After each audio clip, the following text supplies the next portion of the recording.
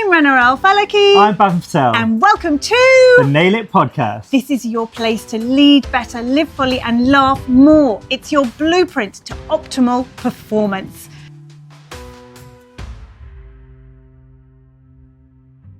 Hello, and welcome to another episode of the Nail It podcast, your place to lead better, live fully, laugh more. Exactly. Bav, how are you doing? I'm good. You? I am super duper full of energy, absolutely loving it. And I'm super excited because we've just been talking to our guest and talk about amazing energy. So shall we go straight to introductions? Yeah, let's do it. So today we've got Kunal Thakker, who is the CEO of Tooth Club, previously worked in banking. I think he's 18/19 practices, I believe.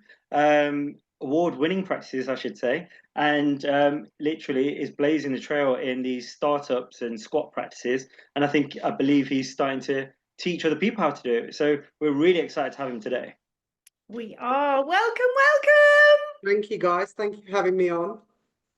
It's such a pleasure. It's a pleasure. And like we saw that little, anyone who's watching rather than listening still saw that little face or that little body that just gradually retreated as we mentioned all of your accolades. And yet you should be proud because it's not about you. It's about the impact you get to create with everybody else, right? The effect and impact you have on this world. It is, but you know why? Because I think everyone sees it, all these awards, always, Kunal got this award, he got this award. It's actually, it's not. Honestly, I don't do the hard graft. It's my team that do the hard graft. And, everyone's like, oh, you're the face of Tooth Club. But actually, like, we're a hugely people business. And you know what? It's the teams that do an amazing job. And then I kind of get on here and say, yeah, I'm award winning. So I just get a little bit cringed out by it. But, it's they do a phenomenal job. And I think I have to say for them. It comes from the top down, and so you've got to take some credit. And it is about you.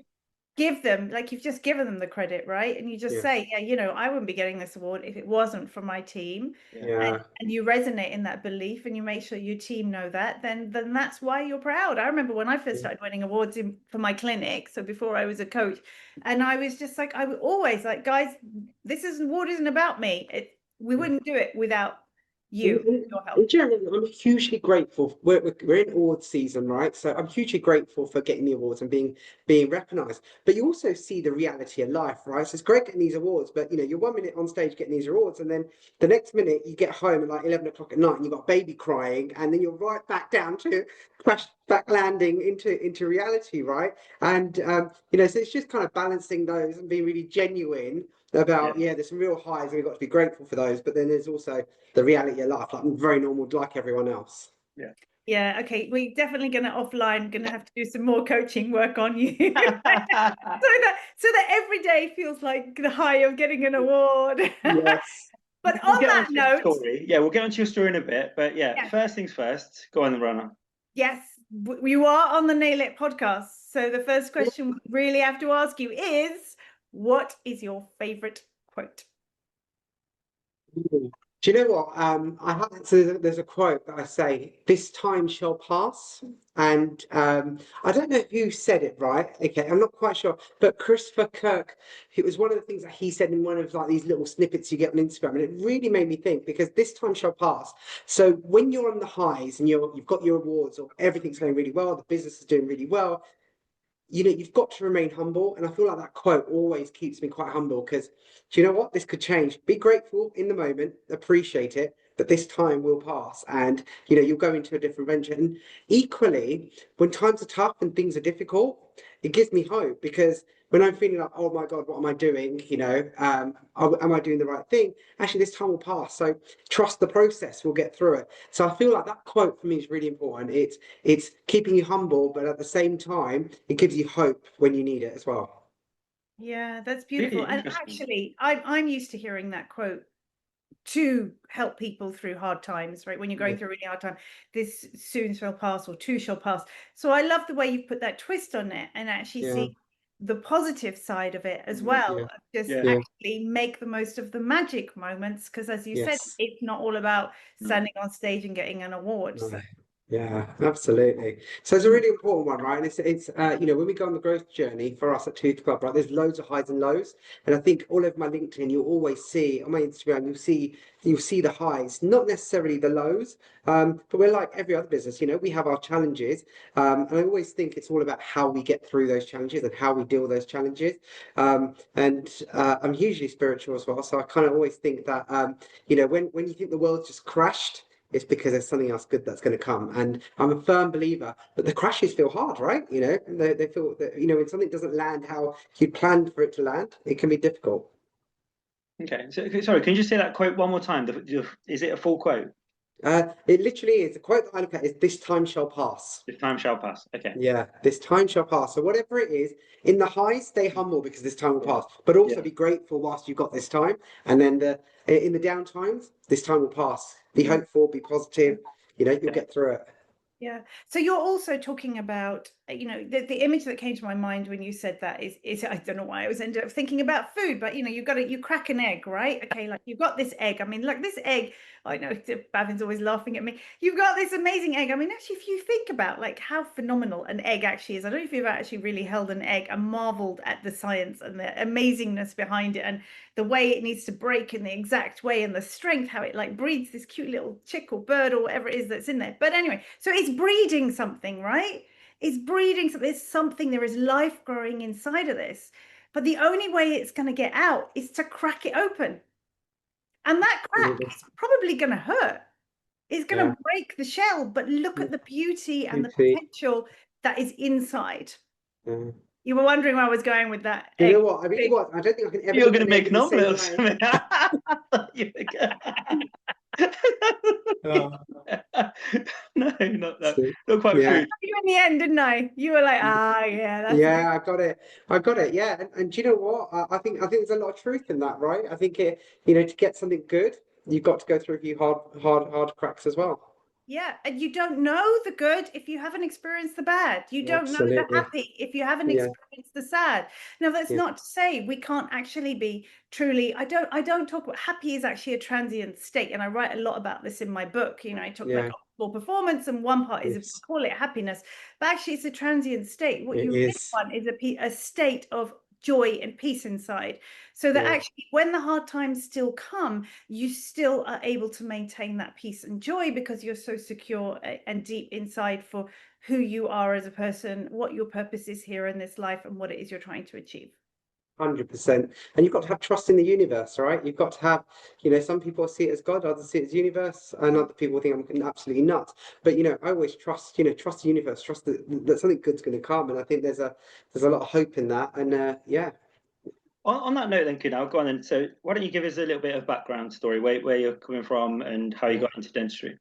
Absolutely. So, as you mentioned, I started off as a banker. So, actually, let me take you all the way back. So, I actually grew up in a video shop. My parents used to, a bit like Blockbusters, right? Some people ain't even going to know what that is, but a bit like Blockbusters, I remember those. but an Indian video shop version. And we had a couple of news agents as well. And my parents worked blooming hard, but I worked really hard. Like every summer holiday, or if there was a film launch, right? Yeah, we'd be up labeling all the films, right? And we just got stuck into the family business, my sister and I. So we always saw that graft. And I'd worked in the shop and I'd loved selling. I just love it. I find it such a people experience. I've always loved it. And then grew up in the shop, knew the hard graft. I came from an Indian family where you could not fail. You can't fail your GCSEs. Just not a given, right? Didn't have tutors or any of the privileges my children have, but you just knew you couldn't come home with bad grades. Did well in my GCSEs, did really well in my GCSEs, and then my dad's like, "Oh, you need to go and be a doctor. You need to do biology, chemistry, and maths." And I was just like, "Oh my God!" And I did it. Good Indian boy, went and did it, and I failed my first year of my A levels. And I came home with really bad grades, and it was the most miserable year of my life. I was really overweight. And I just hated it and I failed and I had to retake the year. So I was not only a failure at home, like I don't think my dad spoke to me for about 3 days because he was so shocked. And my friends were all going on into second year of A levels and I had to resit my A levels. So and my dad's like, just redo them again. One more year, you'll pass, you'll become a doctor. It's like, no, blimmin', where am I doing this again? I did accounts, business, and drama, right? Can you imagine Indian family drama, right? And so I did that, and I got really good A levels, and but I kind of dictated my own pathway in what I was going to do, and stop. My first attempt to stop being a people pleaser was that moment, and then I got my uni offers, and I had Kings, I had maths and business or something like that, and everyone's like, "Oh, you've got to take Kings." It's like, no, I'm not taking Kings. No offense to guys being a Kings, like, amazing uni, but I'm not doing Kings. I'm doing what I want to do, and I went to Westminster, which isn't classed as a good a uni as Kings, and I went on to I did Westminster. And my parents were really upset I didn't take Kings. Because it's such a good name, but I did what I wanted to do, and I did. I did well. I did really well at Westminster, and I basically landed about 9 internships with investment banks, and I got a job in investment banking. Then I was golden child because, oh my God, it was a new buzzword, right? Being a doctor was still quite attractive, but investment banking was a new thing. And then I was golden child again. But it taught me I needed to go on my own journey, and I needed to stand up for what I believed in. So yeah, and then did that, and I did an internship, and then I got a job at Goldman Sachs, and I did that for 10 years. I loved it. Really, really good corporate career. I wish I'd left 5 years earlier. Being honest with you, but we did 10 years there, learned everything about banking, how good corporates work, how you scale up a business. And I had a little side hustle with a friend of mine. My best friend's wife wanted a dental practice, so we bought a dental practice, learned everything. Really, really lucky to have a good team around me, taught me everything about dental. And we sold that in 2019. And then 2020, I gave up banking. And everyone said to me, "You can't give up banking, you can't give up a good job." I was like, "No, no, I'm giving up banking." And then COVID happened. And my parents were like, "We told you shouldn't have given up a job in banking, right? You need to go back to banking." I was like, "No, I'm gonna do this." And I set up Tooth Club. And 5 years later, we're from zero practices to 18 today, and number 19 in build. And I love dentistry. Wow. Everything about it. Why? Do you know, I make a difference to real people. Like, when I was in banking, I was making rich people richer. I was shuffling paper from one place to another. And whereas here, there's a real purpose, right? And I found this real purpose when I had my little practice, because I was really involved in the 3 practices that we had. And that practice, right, yeah, there was a guy in a market store, and we helped him get implants. At the time, not a lot of companies, everyone does finance now. In fact, this was in the really early days, and we were one of the first ones to offer finance, and it meant he could split the cost of his treatment. And he had dental implants, and this guy in 8 years hadn't eaten food. He was living on soups, living on blended. He wouldn't go out for dinners, and he owned a market stall. So what he used to do, so after I did this, right, yeah, he came in with a box of clothes, right, for my wife, right?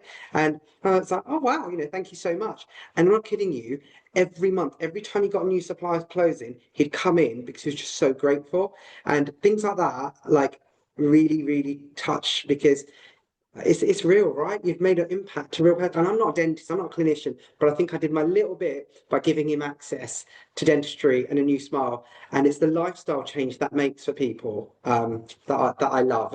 And even now, even in Tooth Club today, the concept of Tooth Club comes from my own anxieties of going to the dentist. Absolutely hated it. Horrible smell, horrible environment, bulldog reception, the horrible drilling sound. It's awful. And when you come into a Tooth Club practice, we've tried to eliminate as much as possible all of that kind of stuff. So you've got your headset, you've got your beverage, they don't look and feel like dental clinics. And we don't always get it right. I'm going to be really honest, we don't always get it right, but we blimmin' try and we strive. We really work hard to try and get it right. And I think there's been so many good reviews. That there's one on Google where there's a 70-year-old lady, patient of ours, right, who had a root canal with a headset on whilst watching her favourite episode of The Crown. And I just love that review so much, because she was scared of the dentist, and we gave her a really nice experience. So and it's those real stories for me that make it worthwhile. So there Sorry, are I've two. rambled on there.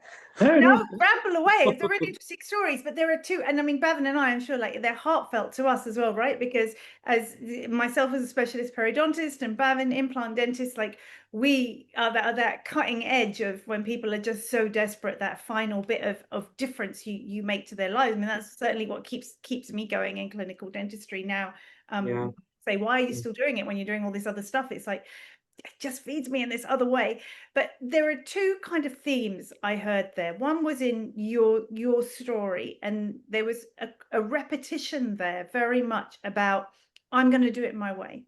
I'm going to accept failure, and actually I'm going to do it my way, because at the end of the day, it's my life, and I know what's right for me, which is a really, really powerful theme. And I'd love to dive deeper into you understanding how you got there, because obviously so often that's what we have to train and coach people on, because they have that doubt.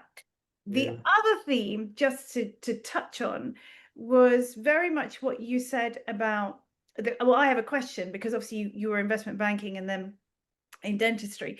So my question is, I'm just wondering, so maybe it isn't a question, it's just a thought.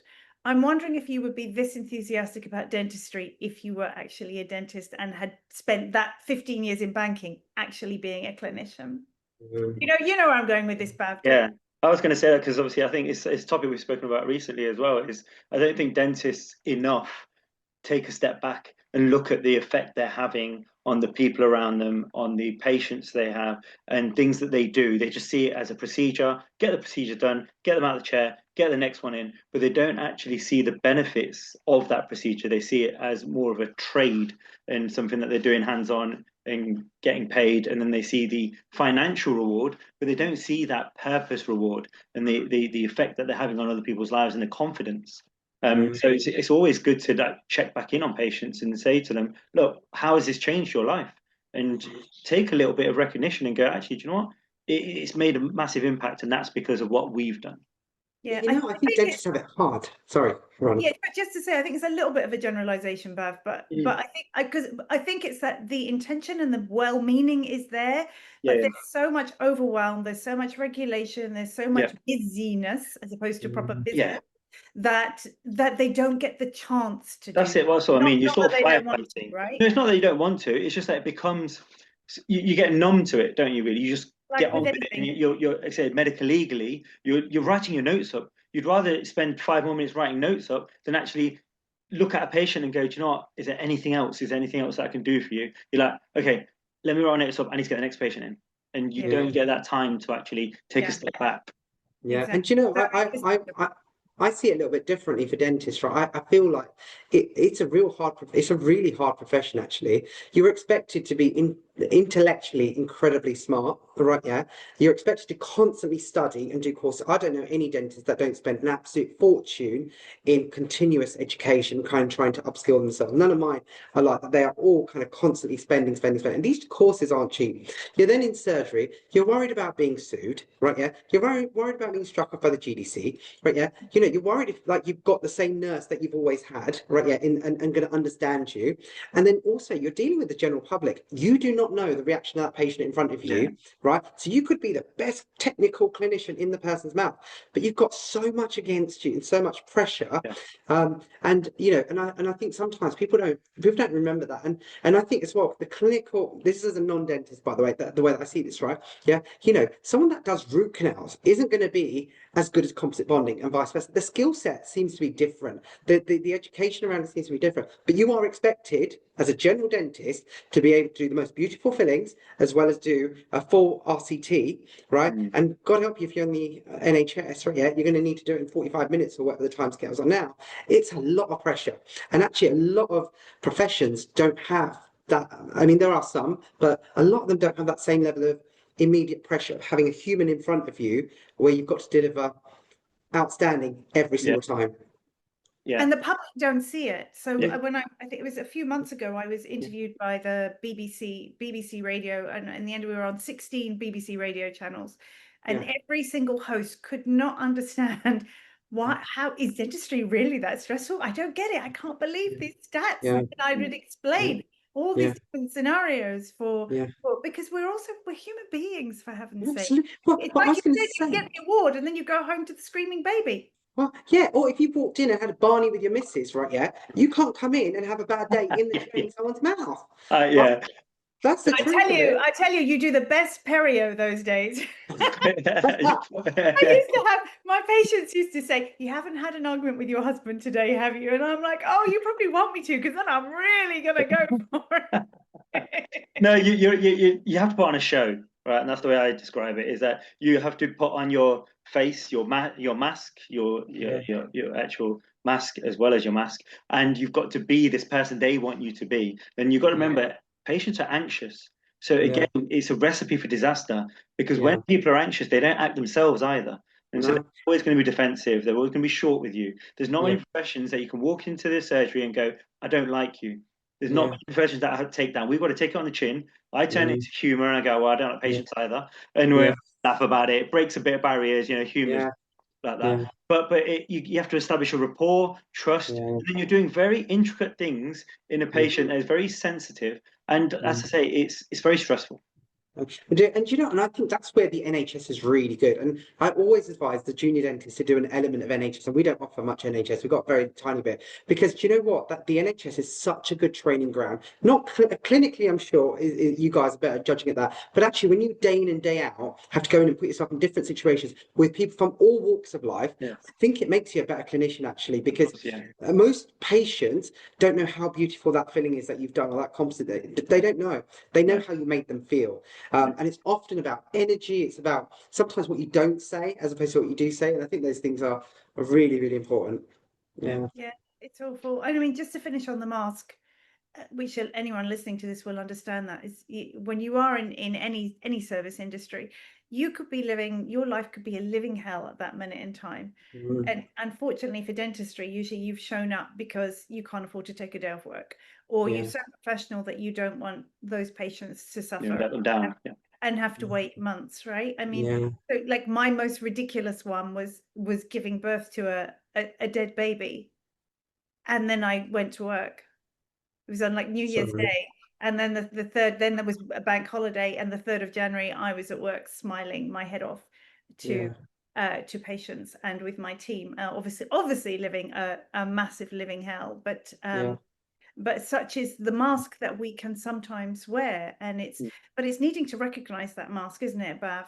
Which is obviously it's one of the nail it components, authenticity, and understanding really what true authenticity is. It isn't just about honesty and trust. It is about being willing in some way to be prepared to show your vulnerability. Because when a patient comes in, it's all, as far as they're concerned, a lot of the time it's all about them, and your life could be a living hell. Actually, when you build those relationships and that rapport, I get patients so often saying, well, how are you? Sorry, it's really selfish of me. How are you actually? So just to finish. No, it's really important. It's really important because I think you've got to let your guard down, because you're asking them very personal questions and you're expecting them to be upfront and honest with you. And the least you could do is be honest. I talk about my kids all the time, or my holiday, or whatever it is. Just let them into your life. Let them see that you're human. You're not a robot. You're not this pain-inflicting machine. You are a person, and they're a person, and you're there to help them. And I think that relationship is much better. Well, if you're having a bad day and someone says, how are you? Like, to mask that point, I think is incredibly difficult. Yeah. I think that to a point, you can't say that because then they're not going to trust you to do that procedure. I understand that there's a human aspect to it, but to a point, I think you've got to let them in and go, do you know what, actually, I was so late this morning, my train wasn't working, my car's broken down. I think things like that. I think they realised, that's normal, that's human, but it's not going to affect your ability to do the procedure on them. Yeah, absolutely. So let's change tack and go back to my other question, because I love that. And this comes in line with, I know you talked about, you have set up squats. You've always done your own thing. You're clearly striving for what you believe in. And that for me is very much a disruptor mentality, which I completely relate to, because I don't like the norm. And who says everything always has to be done this way? Let's shake it up a bit and make the world better. So what gave you those roots and those foundations? Because clearly it wasn't obviously your parents, because they wanted you to do they want stability. They wanted you to work in the NHS. Do you know, probably just always been a bit of a rebel. But I actually put out a post on LinkedIn a few weeks ago, something that I saw a video and it kind of triggered. So I've got 2 kids that are autistic. 2 out of my 4 are autistic, high functioning, but they're autistic. So they see the world really, really differently. They just see it they're very literal. They see, they'll look at something and just they'll see a picture. I'd see a man and they'd see a bird or something along that. They just see the world differently. And we've gone on a journey to understand them. My daughter has masked it. She hid it for ages. And then we kind of, but then my son was literally all out there. Like you could just tell, quite a fiery character, quite feisty, and but but she kind of internalized it, he externalized it, and that's what was our trigger. And then we got both of them tested, and both of them are autistic. Great, because they got a label. We know how to work with them. Everyone around them knows how, and it's not big things, right? But it's very small tweaks that we need to do with them. So that's worked really well. So then there's a genetic link between the children and you being autistic. So I was like, am I autistic? My wife said, why don't you get tested? And I was like, okay, I'll go and get tested. And I haven't done it because I don't want the label. Okay. But the reality is, and I don't want the label, I don't know, I haven't quite discovered why I don't want the label yet. I'm kind of just happy being me. I'm happy being me. And that's why I've not got the label. But I see the world really differently. And there's often times where my team will come and say, oh, I've got this problem. And I'm like, oh, easy, just do this. They're like, oh, we didn't even think of that. And it's just, I've got this way of problem solving, but equally I've got my own challenges as well. But I've got in certain situations, just see the world differently. And so I think for me, that has been one thing. I think my brain is wired a little bit differently. And then, the other thing is I passionately believe in my core, to the point it really hurts, but yeah, my childhood experience of going to the dentist was so bad, so bad. I was scared. I shake in the chair today, yeah, and I truly believe no one should ever go to the dentist feeling the way I did as a child. And you'd get those little postcards through the door. I'd literally wait every single day, right, of my childhood. I'd be the first one to the post to get the little pink slips. I'd tear it up. So my mum wouldn't see it. And I was having ortho treatment, and they could have done something to my jaw, so I didn't need a Bimax surgery. But I tore it all up because I hated it. And I hated the putty in your mouth. It used to make me gag. Impressions. And this is why as much as possible, we scan all of our patients. We don't use putty and wash. This is a real experience, and I'm still shaking this chair today. So that real passion comes in. We've got to do dentistry differently. I feel like I can make an impact in doing dentistry different. And I'm not going to open 10 million squats and Tooth Club's going to be the only brand on the street. But what I feel we are partly shaping and influencing other dentists to open their practices or renovate their practices to be nicer. So it's a nicer experience for patients. So I really, in my gut, feel that. And whether it's disruption, whatever the right terminology is, I genuinely want to change the way dentistry is done so that no child, no adult goes to the dentist being scared again. And I ended up at the age of 30, had Bimax surgery, and I had both jaws broken. I had 3 years of ortho, and honestly, it's the worst thing. And I had a brilliant consultant. I went private, had the best kind of private care, but it's an awful experience, and it could have all been avoided if I'd just seen the orthodontist when I was 11. So That's a story, isn't it? That's a story and a half. Nice. So okay. So what is your ultimate goal? What do you want to do? Yeah. So do you know? So for me at Tooth Club, the idea is we are going to do we call them greenfields or squat practices, set up our own practices, high street locations, with really big branding, really stick to the core essence of what Tooth Club is about, which is a real, doesn't look and feel like a dentist, but very clinically safe. By the way, can I just add, I'm not a dentist, but I've got a clinical director. Every practice has a clinical lead to make sure that we are operating. I'm more worried about the clinical stuff because I don't understand it, and I'm more cautious clinically than I think if I would be if I was a dentist. So that's really, really important. But creating a really good culture in the business is so important as well. I see so many businesses, not just dental, so many businesses out there that lose good talent because the culture isn't right. And most people have a nice, pretty little poster up on the wall. Like, no, you've got to live and breathe that stuff every single day. And when times are hard, right, yeah, you've got to live and breathe it. You've got to double down 100 times that those core values, because everyone's watching and everyone wants it. And when you live and breathe that culture and those values, it resonates through the business. And during our hardest times at Tooth Club, I look at my culture and values and say, are we living and breathing these? And if we're not, we pivot. But most often those are kind of our guiding principles. So I really want to scale this out. We've got a really, really good team now. We know the processes, we've got a good team. So it's just kind of replicating it across. But I want to make sure service levels stay high. And this is one of my biggest challenges in the businesses. How do I ensure we give a consistent level of service across the group as we scale up? There's lots of things that we do to kind of do it. We police it, we've centralized our calls. But, it's a challenge. The service sector in the UK, you go into a restaurant, right? The kinds of service you get, and it's that classic thing, someone's got a problem at home, they bring it to the front desk, and don't always put the mask on, but then actually, there's a time and place where we want you to take the mask off, be real, be genuine, let's help you through your problems. But equally, we've got a job to do with our patients. It's getting that balance right, and you can't systemize everything. There's elements that you've got to be human about. It's getting that balance. Yeah, so this is what I call like the need for human due diligence then when you're recruiting, right? So Yes. because it's all very well having, like you're going to come into this team and these are our values.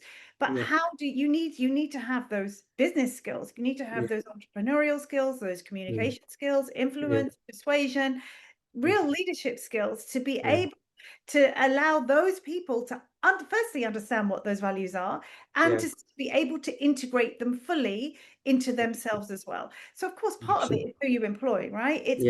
Does this person resonate with me? And maybe this person hasn't shown up brilliantly today, but do they actually have that potential?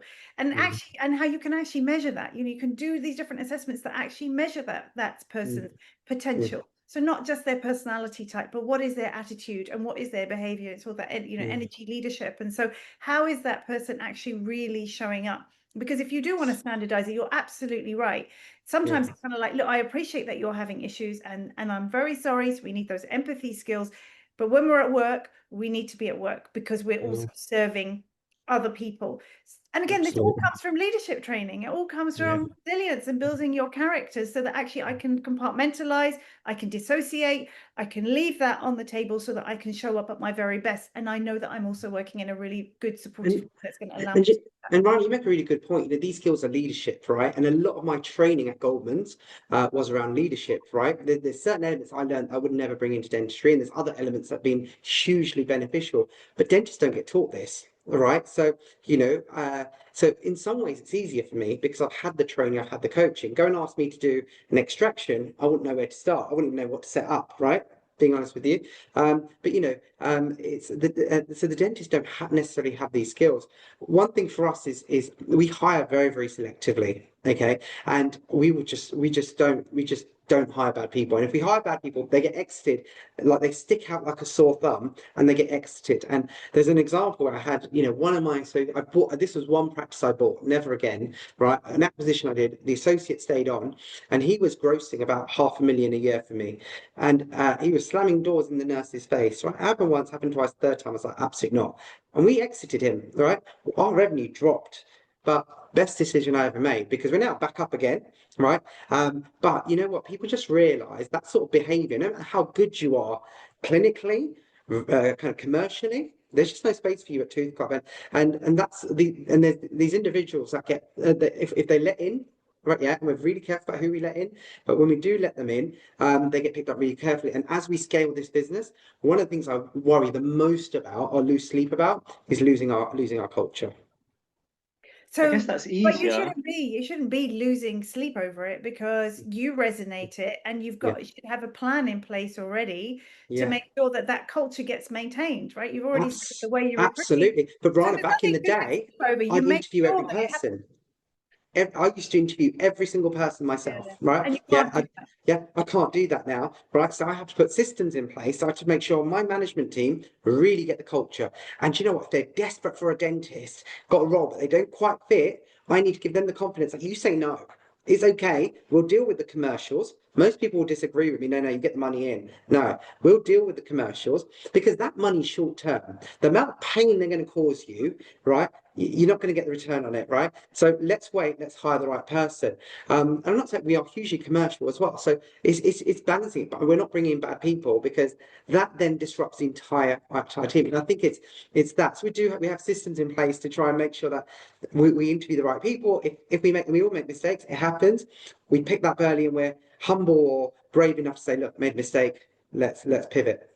I guess it's easier for you though because you're opening squats, right? So it's a fresh start, it's a clean slate. 100%. I think the difficulty is when you take over a practice as a, you know, as a dentist, where the majority of our listeners will be, if they're buying an existing practice, walking in on day one, it's got to be so difficult because you're there in front of this team that are already know each other, that already have politics, that already have a sense of a culture or value, and then you're trying to impose your new values on them, and it's got to make it really difficult. Have you ever experienced that? Or have you I mean, this is exactly what I did. You know, I bought this practice.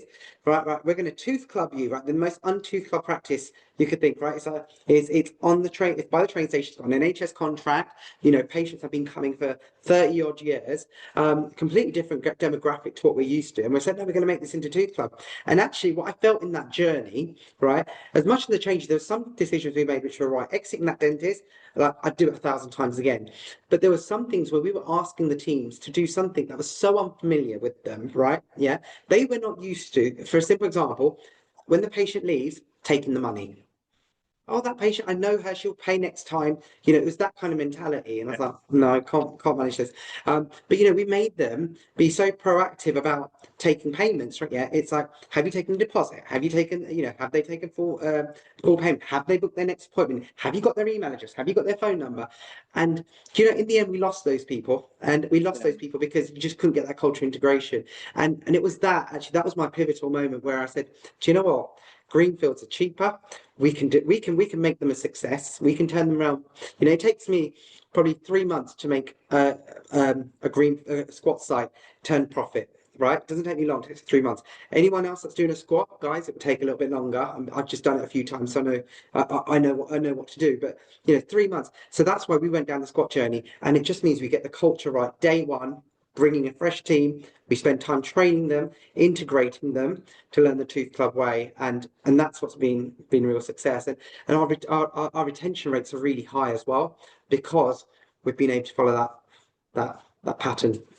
Yeah, so it comes down to culture, and if you're not fortunate enough to set up a squat, or you're an associate or a therapist or a hygienist who happens to be in a practice that then gets bought, so much of it, again, it comes into leadership, the leadership that's your own personal leadership, and your ability to adapt to change is part of it. And you mentioned the word mistake, and I always flash up, nothing is a mistake, everything is a learning opportunity. So actually it's training that team. When you're looking at integrating culture, you're training them in leadership skills as well, and then to decide if there is a match or not. So on that note about leadership, we're back to nail it leadership.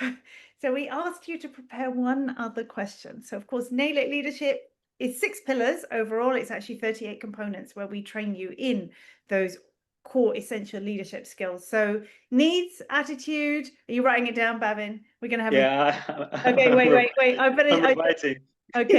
I think I know what it's going to be. All right. So needs, attitude, integrity, limitlessness, intuition, and tangibility. What do you feel the most important of those 6 pillars are? Intuition, I'd say. Intuition. You didn't think that, did you? I think I got it wrong, Bav. Did you think attitude? I thought integrity. Integrity. Okay, right. That's it. Go on then. But he did say it was spiritual, right? So I love that. As we heard from Neil Carmichael, he said actually they're all pillars, so all of them are important. But tell us about intuition. So intuition for me is really, really, really important. You know, when I don't trust my gut, right, and always what my gut's saying isn't necessarily the right thing. There's always, when my gut's telling me something's wrong, there's something wrong, and I need to listen, and I need to hone in on that. So for me, intuition is so important. Of course, integrity as well, right? It's one of our key pillars, integrity. But you know, for me, intuition as an entrepreneur is so important. And there's times in this business, right? I'll give you a real candid example. I came back from holiday in January, and I just had a gut feel something in the business wasn't right. And I kind of went to each pillar of my business and said, right, what's going on? And then I kind of honed in on finance, and I didn't get the right response. just didn't get the right response. My CFO at the time, I was just like, this isn't right. So tried to get into detail, purposely not being given the detail, and I brought in an external consultant to have a look at my finance department. And do you know what? The processes, the function, the people management just wasn't right. And it was my intuition that told me. No one told me, but my intuition told me. And there's just been and we've kind of changed it now, gone full circle, got a brand new team doing really well and come out the other side. But there's so many things like that where your intuition, your gut tells you something's not right. Go and hone in on it. Don't avoid it. And also there's been times where, people have tried to offer us funding options for this business, right? Yeah. And I could not tell them why I said no. I was like, my gut says no. And I'm quite confident saying my gut says no. No science, they've got guts, so no. And 3 or 4 weeks later, I realized what my gut was telling me. And I think so for me in this business, intuition is super, super, super important. And I think you've got to listen to yourself. You've got to trust yourself because I don't know, as a child, I think I wasn't always brought up to have enough self-belief. And I think as I'm getting older, I'm starting to have a bit more self-belief in a humble way. And that's more about listening to yourself and what what the world's telling you or what you're thinking is right. Sorry. I don't know. No, I love that. Well, No, don't do you say know what? We should sorry have known, because to be fair. We should have known. I wrote the book, right? I've Yeah. created the system, and intuition is massive. And I think I love it that it's become so much more recognized in leadership now, that people Yeah. don't think, oh, intuition, that's just some woo-woo thing. And we actually talk about how intuition is the foundation for really powerful decision making. And so that makes, in the system, it makes the North Star navigator. So that stands for like silence. We need to actually create the space to listen to the intuition when there's so much clutter, when you're so busy, 100%. when you're so stressed, when there's too much stuff, data coming in. So you need the silence to allow the intuition. The shower and the car are fantastic ways for intuition to come in. And then 100%. you mentioned the word trust. So you actually need to trust it. You need to trust, you need to be able to trust it, and also trust the feeling. What is the feeling trying to tell you? Is it fear or is it intuition? The A from stars stands for attached. So this is about being connected. You said you were a spiritual person, right? Do you believe in the universe? Are you religious? Whatever it is, you need to have some connection. You so often when people are discontented, it's because they are disconnected. They are disconnected from themselves. So actually you need to connect to yourself, your body, your mind, your spirit, your soul. And the R is recognition, exactly, is really recognizing the intuition. So usually intuition is something you can train. And so usually I'll say to people, actually start off with keeping an intuition journal so that you start to think, okay, this was my intuition to actually do something or not to do something, exactly as you said. And when I trusted it, this is what happened. When I didn't trust it, this is what happened. So you can start to train and take tiny steps, little small steps at a time until you're then willing to, exactly as you said, I didn't know why, but I just knew I needed to not do it. Or I knew I just went with it. And So many times I didn't listen. So many times I didn't listen. So many times. And now I really listen. And sometimes you mentioned silence before, right? Like, we are a really fast-paced organization. This business just operates at a super fast level. We're growth. So creating that space of silence is so important, because that's where you kind of realize the nuggets of information. And sometimes I'll come off a call with someone and they've not said anything. They've just got this gut feel, and I ring them back and say, "Oh, are you okay?" And you know what? And it's that whole "are you okay" question, and it just all comes out, and you're so grateful that it came out. And it's intuition that does that. Yeah, so strong. Wow. Oh my goodness. As usual, we have these amazing guests, Bav, and we could go on and on and on and on. So he's going to have to come back again. Part 2, yeah, Tooth Club squared. Yeah. Nearly season 2 is just going to be a repetition of everybody in season 1. It's just, let's go deeper. Let's talk more. I love They'll that. start interviewing us. That's it. Kunal, thank you so much for your time today, for your energy, your insights, your stories. I absolutely loved every minute. We appreciate it. You're a busy man, and thanks for making time for us. But having 4 kids alone, forget the 17 practice, 18 odd practice, whatever it is, right? The 4 kids at home, and you said you had 2 dogs as well. One dog. One. God. Yeah. Thank you. My Henry Shine rep gave me it. She's my dog mum. Oh, Did really? you? Yeah. Oh, so cute. Nice. Oh. Right. Thank you, Kunal. Thanks again. Thanks, mate. Wow, Bav. Yeah, I know. What a man. I'm The just like, I'm legend. buzzing. What did you think? Give us your summary. No, he epitomizes leadership, I think, and the fact that he has his story, has his purpose, he has his background where he's come from, and he's tried things outside of dentistry. And actually, I was thinking today, I think the majority of our guests have not been dentists, but they have been the most passionate people about dentistry. And Kunal, I think, sums that up because he is so passionate about dentistry and he gets it. He understands why we do what we do every day. And I think it's refreshing to see someone at the top, especially with a big corporate that's moving so fast, that understands it. And it isn't just about the numbers. It isn't just about using the cheapest materials and getting in people as quickly as possible. He's about the actual journey and the patient journey. And that's the most important thing, I think, in a practice and breeding that culture. Yeah. So it comes down to just, again, he was saying that dentists don't get taught the leadership skills, clinician don't. Of course, as you know, we're on a mission to change that, aren't we? And that's what we're there. We're going to make dentistry great again. Yeah, because that's exactly Get a hat of MAGA, not MAGA. Exactly MAGA. But it's exactly what they need, right? They need that leadership training, not just the boring old role play communication. They need the leadership training so they can come out and have the tools, not just to serve patients, but to live their lives fully, right? Back to lead better, yourself. live fully. Exactly that. Laugh more. That's what it's all about. That's what it's all about. Amazing. All right. Well, that's it for another episode of the Nail It podcast. We look forward to seeing you again. Do feel free to subscribe, tell all your friends, and let's all nail it together. Guys, bye guys. Thanks for listening. Bye for now. Bye. Thanks for listening to the Nail It podcast. We would love it if you would leave us a 5-star review. And if you'd like to feature as one of our guests or you're ready to nail it, then check out our events, programs and educational courses by visiting nailitindentistry.com.